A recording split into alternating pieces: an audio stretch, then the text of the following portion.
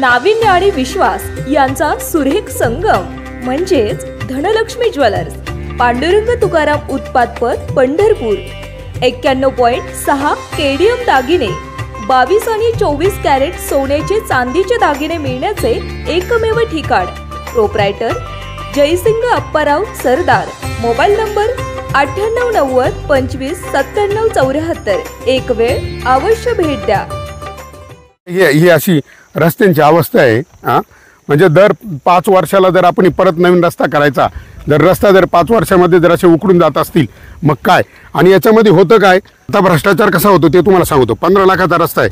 15 लाखाचा रस्ता आला का जो पुढारी, खासदार असू द्या, आमदार असू द्या, जो ते पत्र देतो तिकडून मिळवून त्याला मंजुरीचं, तो घेतो 20%. 15 लाखाला 20% किती झाले? 3 लाख रुपये. 3 लाख रुपये. 3 लाख रुपये गेले. खाली किती राहिले?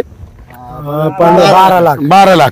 बरं, त्याच्यामध्ये परत जो अधिकारी त्याला ती वर्क ऑर्डर देतो तो घेतो 5%, 75,000. बर. आणि परत जो ते काम व्यवस्थित झालंय तो पाहणी करतो ना, तो घेतो 5%, 75,000. हा. आणि नंतर त्याला जो बिल काढून देतो ना शेवटचं, तो घेतो 5%, ते परत 75. आणि किती झाले? 5.25 लाख रुपये हे झाले त्या 15 लाखातले.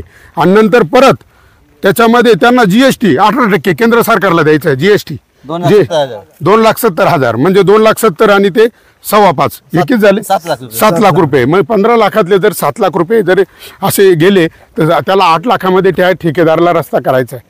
मग मी माझ्या पुढाऱ्यांना मी नेहमी सांगतो का अरे तुम्ही तुमची टक्केवारी घेऊन बाजूला वाहत्या, तो पुढारी अधिकारी त्यांची टक्केवारी घेऊन बाजूला वाहत्या, मग त्या ठेकेदारावर लक्ष ठेवील कोण? आणि त्यांना तो 15 लाखाचा रस्ता 8 लाखात कसा करायचा, हा मोठा प्रश्न आहे ना. आणि मग तो काय करतो, आणि वरून त्याला 8 लाखातच नाही करायचं, त्याला 15 लाखाचे बिलं द्यायचे शासनाला.